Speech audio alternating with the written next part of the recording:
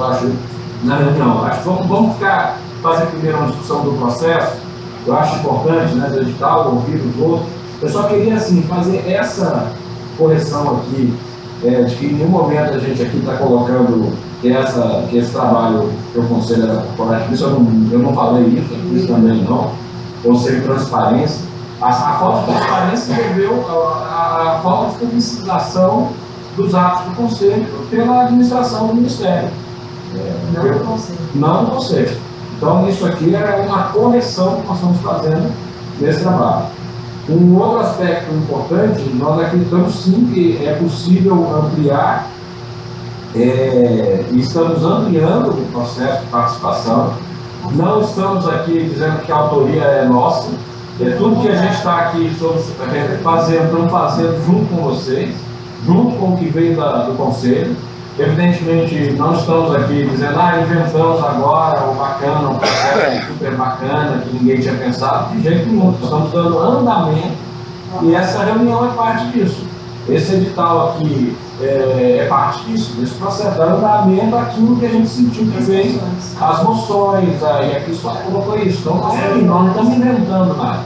A gente está sendo propondo e, evidentemente, fazendo nos ritmos, nos tempos que nós temos. Precisamos dar conta do tempo de governo também.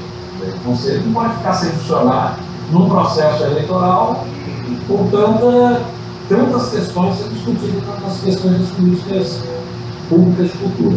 Mas vamos ouvir os outros também. Agora acho que queria ouvir o Arthur, o Rodrigo, a gente aprofundar essa discussão. Depois eu queria falar sobre isso também, tá? Mas vamos ouvir. Eu? Oi, estou aqui. Oi, Arthur. Tá, Pera aí, só um minuto, deixa eu tentar organizar aqui minhas ideias. Algumas coisas. Primeiro, nós não temos conferência setorial desde 2010. Desde 2010. Em 2010 foi feita a conferência setorial e foi a conferência setorial que elegeu o Conselho. Em 2012, fazendo aí uma memória desse processo, em 2012, nós fomos reunidos dentro de um processo eleitoral e aquilo o Ministério chamou de conferência, mas nós não tivemos nem a oportunidade de debater uma política cultural setorial em 2012. Uma outra coisa, as nossas conquistas parece que foram totalmente esquecidas pelo Ministério, são desconsideradas, e aí eu estou falando muito particularmente em relação às culturas afro-brasileiras e ao racismo institucional do MINC.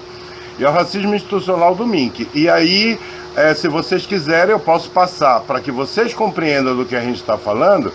Opa, vocês estão me ouvindo? Que eu estou sem... Tá. Do racismo institucional do MINC e de todo o processo em relação, por exemplo, à conquista dessas novas representações culturais, inclusive onde eu já acrescento, já mandei por e-mail, que coloco nesse mesmo bojo do racismo institucional a distorção das nossas conquistas na redação desse próprio edital, onde diz lá nas disposições gerais, fala das novas cadeiras, sem colocar as cadeiras como elas realmente foram aprovadas. Uma outra coisa, nós vimos falando e nós escutamos da voz do Vinícius Vu, só um minuto.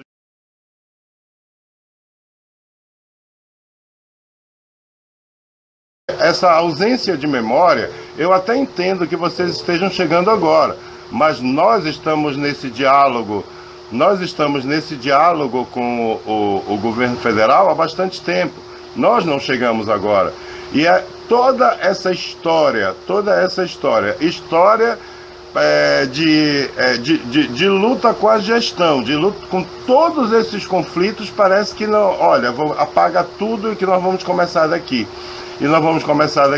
E aí eu quero dizer para vocês que para nós da sociedade civil dá uma insatisfação generalizada, porque parece que há não é desconhecimento, é um descaso do Ministério com essa participação social. E aí o discurso é maravilhoso, mas eu não entendo quando é que ou como, digamos assim, esse nosso investimento pessoal, financeiro, etc., para estar nessas instâncias de diálogo e decisão, a gente toma decisão, a gente consegue aprovar as coisas e o Ministério não considera. Por outro lado, eu ouvi, inclusive, do Vinícius Vu, nesses diálogos feitos e transmitidos pela internet, da necessidade de abrir para a diversidade racial, para a diversidade cultural, para a diversidade de uma forma geral. E aí as conquistas da sociedade estão todas desconsideradas nesse edital. Desconsiderado, por exemplo, o Estatuto do Idoso, que diz que 10% das representações nesses conselhos tem que ser de idoso. O Estatuto da Juventude, que diz lá que 30% da representação nessas instâncias tem que ser de jovens, né? As políticas para mulheres de equidade de gênero não estão nesse edital e muito menos o Estatuto da Igualdade Racial. E aí eu quero perguntar para vocês, né?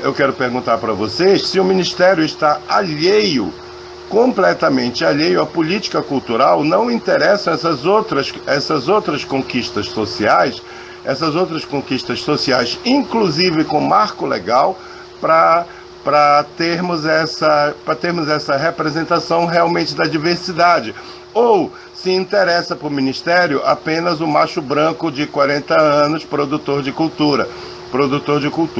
Por um outro lado, não há nesse edital, não há nenhuma diretriz para que a gente tenha oportunidade na base de criar, de termos conselheiros nesses colegiados que sejam conselheiros que trabalhem com arte, por exemplo. Muito boa a sua fala, ele esclareceu bem. Posso eu agora? Vamos lá, Eduardo, tu falaste aí da questão de toda a disponibilidade para ampliação e tal, tarará. Algumas coisas me incomodam desse processo. Por exemplo, os fóruns realizados nas capitais. E aí nós sabemos que as representações culturais de interior de estado, elas são minoria nos colegiados. Como é que a gente resolve isso? E vê bem, eu sei que tu está esperando que eu coloque aqui uma solução, mas eu vou te apresentar problemas. 2. Pedro, tu estava falando aí do aumento das cadeiras. Do aumento das cadeiras e do processo, que esbarrou lá na Casa Civil, que a gente tem que pressionar, que vocês podem fazer a pressão institucional. E nós fazemos a pressão social. Isso nós estamos fazendo. Acontece o seguinte, nós temos aí pelo menos 4 anos, eu não vou nem botar só os 2 dessa gestão do colegiado, mas vou colocar também a gestão de Lamartine e do Antônio do Tentem, né, como a gente colocar aí como o diálogo institucional, diálogo da sociedade civil com o Ministério em relação à representação negra, né, a representação das culturas afro-brasileiras. E hoje nós não temos nada. E aí eu vou perguntar, tanto para ti quanto para o Eduardo, alô, queridos, como é que o Ministério, e não eu, a sociedade civil já disse o que quer, né? A legalidade não permite que seja aquilo que a sociedade civil quer, mas nós temos a possibilidade de cotas, e ninguém aí me respondeu em relação a isso, ninguém aí me respondeu qual é a diretriz do Ministério para a igualdade racial dentro do Conselho. Segundo, as cadeiras não existem, nós não temos nada, e a única coisa que vocês nos apontam é a possibilidade. Possibilidade é sonho, é ilusão. O não, nós já temos. E aí eu quero cobrar da direção aonde estará o sim. Aonde estará o sim? Né? E aonde estará o sim com um único candidato saindo por estado, aonde a gente sabe que, principalmente nas linguagens artísticas, não há representação da expressão artística afro-brasileira. Nós não temos, por exemplo, Rejane, a música do carimbó no colegiado de música.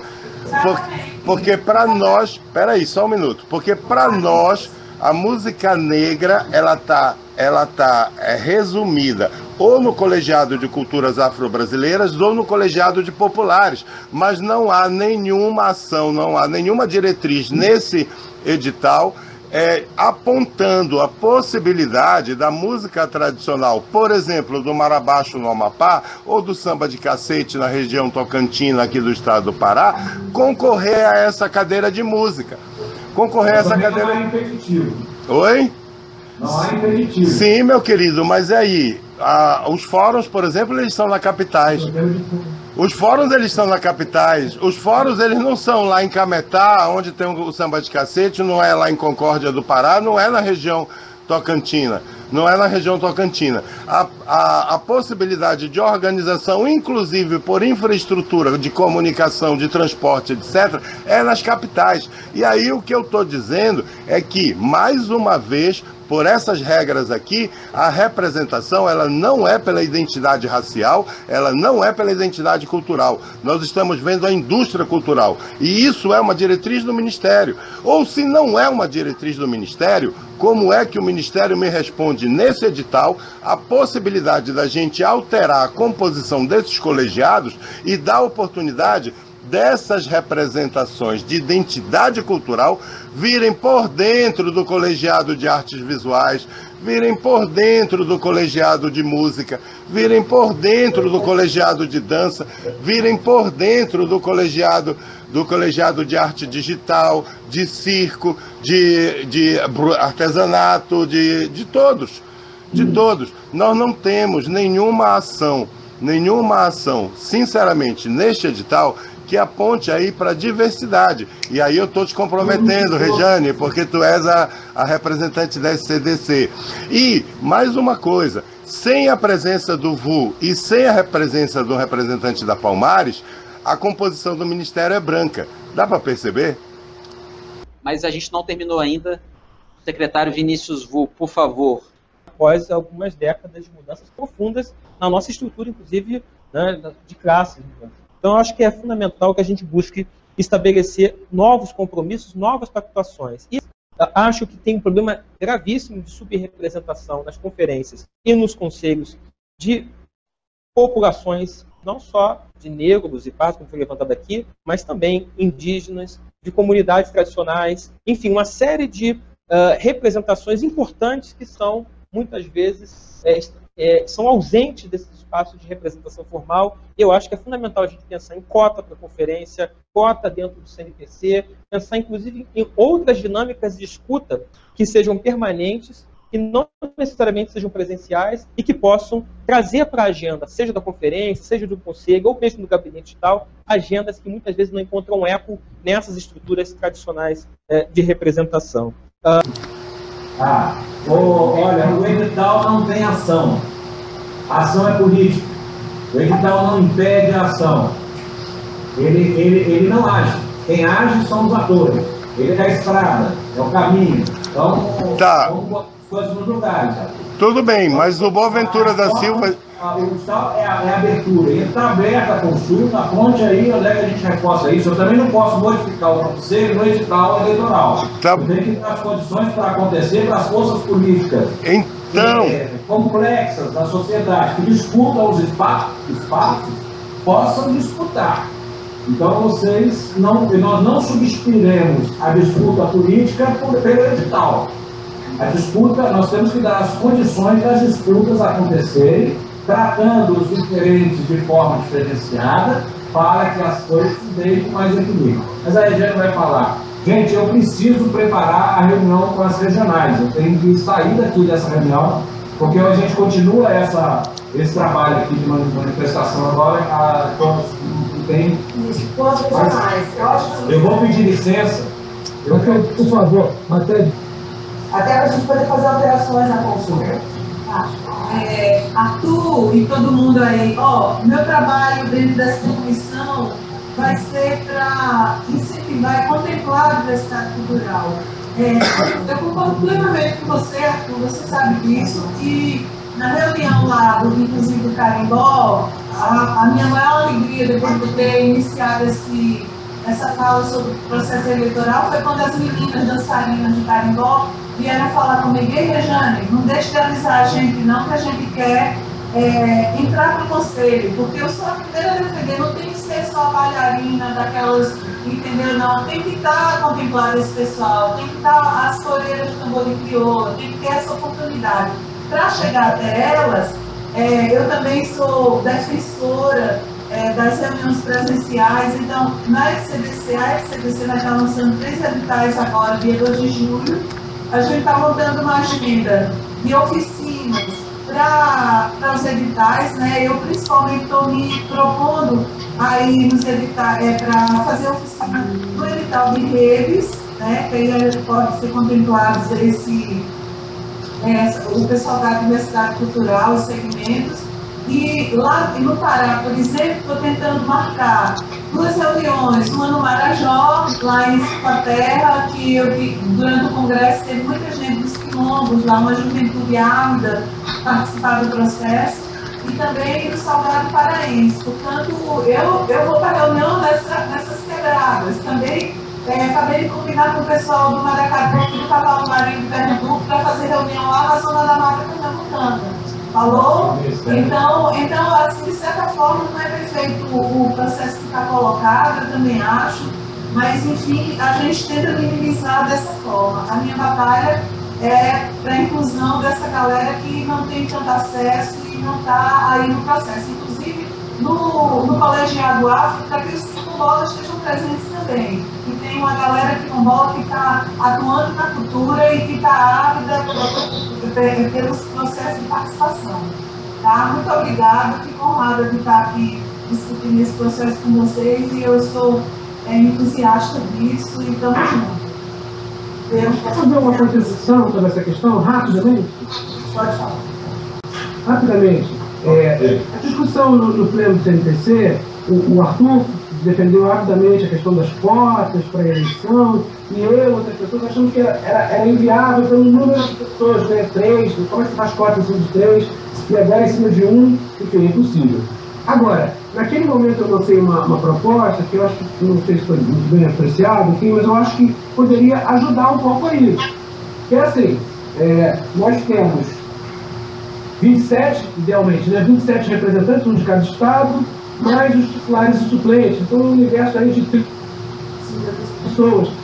Cada fórum setorial para eleger 15 titulares e 15 suplentes. Então, talvez fosse interessante pensar numa regra para todos os colegiados, que nesses 15 titulares e 15 suplentes, ou só os 15 titulares, enfim, houvesse 4 ilhas. E aí, no universo que a gente tem, aí a gente já pode estabelecer uma cota. Então, por exemplo, lá em Arquivo, nós tínhamos negros, tínhamos indígenas e, enfim, como não tínhamos disputa, porque éramos menos de 30, todos entraram. Mas se houvesse mais de 30, talvez esses representantes de outros grupos étnico-culturais não entrassem no Arquivo. Então, a questão da música, a pessoa do carimbó, que eventualmente saia lá como representante pelo Pará, poderia entrar como cotista no colegiado de música. Se a gente estabelecer a cota na eleição para o colegiado final, a gente já, de alguma maneira, fica com essa questão da diversidade. E aí, no futuro processo eleitoral, a pessoa lá, a quebradeira de coco, vai ver, tem uma cota lá, então eu tenho chance, então eu vou até participar. Porque muita gente escuta, eu não tenho chance de entrar, eu nem participo. Sim. Então, esse instrumento talvez estimule no futuro maior participação desses grupos minoritários. Rodrigo, nós concordamos. Muito bom, Rodrigo. bom, nós também achamos, e na verdade uma das questões que foram colocadas, a questão da representatividade dessas 15, ou seja, desses representantes, considerando que nem todos possuem os 15, né? Falando de titulares ou atuantes. Mas a ideia seria de verdade, retomando a palavra transversalidade, que essas questões dos representantes, eles têm essa possibilidade, principalmente agora com o lançamento da Política Nacional das Artes, para que tenha um selecionamento maior sobre essas representatividades, não só no Conselho, mas no encaminhamento dos planos setoriais para a Política Nacional das Artes, onde contempla todos os brasileiros, independente das suas especificidades. Eu gostaria agora de dar a palavra final, e eu não sei se alguém quer fazer mais alguma consideração. Eu gostaria de receber uma proposta de data para a semana que vem. Obrigada. O Pedro vai fazer uma consideração. Arthur, eu queria responder a tua pergunta sobre as cotas e dialogar com essa proposta do Rodrigo. Primeiro, deixar claro o seguinte: o Ministério da Cultura é absolutamente a favor dessa discussão das ações afirmativas. Tu te referiste ao Estatuto da Igualdade Racial e ao Estatuto da Juventude, se não me engano, me corrija, foi isso que tu falou? Estatuto do Idoso, que define cotas, Estatuto da Juventude, que define cotas, e o Estatuto da Igualdade Racial, que não define cotas, mas indica a equidade na representação. Pedro sempre esquece dos velhinhos, hein, Pedro? Como é que é, Rodrigo? David, você sempre esquece dos velhinhos. Eu tenho que começar a me preocupar com isso por interesse próprio. Eu queria só reafirmar o seguinte, Arthur. Nós temos total acordo nesse processo, temos esse entendimento. Eu faço uma avaliação, eu estava naquela reunião do Conselho, que o Rodrigo se referiu agora há pouco, que não aprovou cotas para esse processo eleitoral. Aí, Arthur, eu queria ponderar isso contigo, foi um pouco essa conversa que nós tivemos entre SPC e SAI. Não seria educativo nós, depois de uma discussão no Conselho, onde houve uma votação e a decisão foi de não incluir isso nesse processo agora, não seria educativo o Ministério da Cultura desconsiderar esse debate e propor um processo sem considerar isso. Mas não quer dizer que está esgotada a discussão. Então, a minha proposta foi que a gente pudesse, tão logo se instale o CNPC, nós pensarmos num processo, numa metodologia para construir isso. Mas essa proposta do Rodrigo, e também com a concordância do colegiado afro, do GT afro, que a gente espera possa estar sendo recebido pelo ministro nos próximos dias, essa proposta do Rodrigo me parece interessante, de que a gente já estabelecesse no processo eleitoral a ideia de que, independente da eleição dos delegados dos estados e dos 30 delegados natos, que a eleição do colegiado dos 15 titulares respeitasse cotas. Eu acho que talvez a gente não vai ter polêmica em torno disso. Mas tem uma questão que nós precisamos considerar, tem um problema aí. Qual é? Se 27 homens brancos de 40 anos são eleitos nos estados, nós sabemos que isso já vai limitar o processo. Não vai ter nem mulher. Então, como eu coloquei, Pedro, isso já é um processo indicativo para o futuro. No futuro, isso já tem. Eu penso o seguinte, ô Pedro. É um processo. Eu só queria ouvir a opinião do Arthur pelo seguinte: aí para que a gente não crie também uma celeuma em torno da questão das delegações estaduais, que vamos combinar entre nós. 1 ou 2 ou 3 delegados por estado nunca vão representar a diversidade étnica daquele setor no estado, ainda mais nas culturas afro-brasileiras.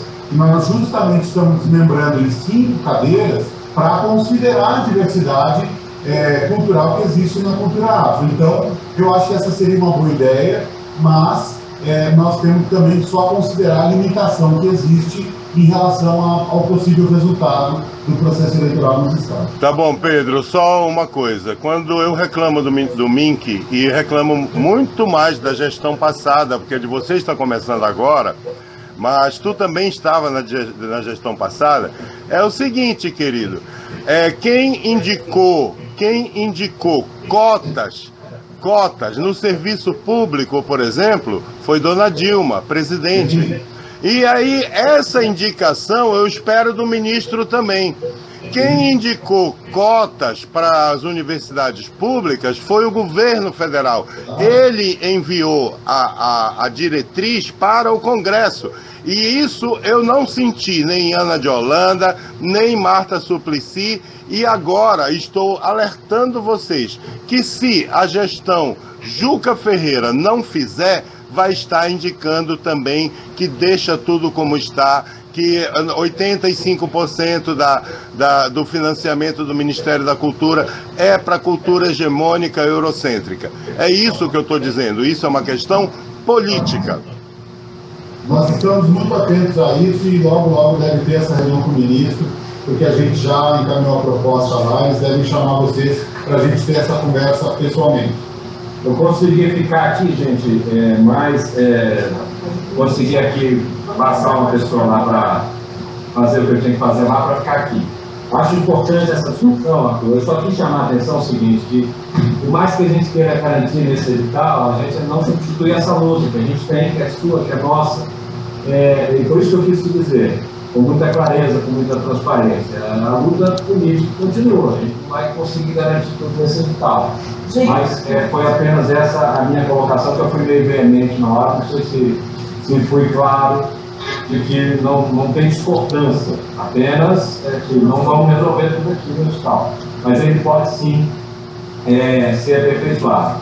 Eu acho que cabe a todos nós, como nós estamos aqui no esforço grande do Ministério, a divulgação de que o Conselho está sim em processo eleitoral, as regras desse processo estão em consulta, então acho que as nossas redes todas precisam ser ativadas, como nós estamos fazendo aqui com as diversas áreas do Ministério, com a nossa interlocução com a sociedade civil, com as nossas representações regionais, com toda a capilaridade que a gente está conseguindo ter, chegar, dar visibilidade a esse processo, com as parcerias com instituições como Caixa Econômica, Banco do Brasil, universidades, museus, bibliotecas. A gente está realmente trabalhando naquilo que foi a reflexão que vocês fizeram no ano passado, sobre o que deveria ser um processo eleitoral, e a gente está tentando, vamos dizer, garantir que isso esteja no edital, o máximo possível, mas a luta é política, a luta é da gente sair para fazer isso, e estamos fazendo também. Então não vamos ficar só na letra, no papel, mas no desafio que a gente tem aí como a Regiane bem mostrou aqui, como ela está fazendo o trabalho dela de chegar e para requalificar a participação no Conselho Nacional. Também eu vou fazer um outro informe referente a isso. Agora, em vários municípios brasileiros estão acontecendo fóruns municipais, fóruns estaduais, nós temos algumas conferências. Toda a equipe do Sistema MINC está representando e fazendo a comunicação sobre o processo, pedindo a participação. Como eu já disse antes, a partir dessa reunião nós vamos autorizar a publicização para a imprensa, para a grande imprensa e para a imprensa de rádios comunitárias também. Digamos que o processo vai abranger todas as áreas, assim, a gente vai começar a partir dessa reunião agora. Eu gostaria de ver a possibilidade da gente marcar uma próxima reunião para a gente começar. A burocracia estatal, a própria organização do Estado brasileiro, ela se inclina para o fechamento, para a restrição das possibilidades de intervenção da cidadania para além do voto, né? Para além do voto periódico nas eleições regulares.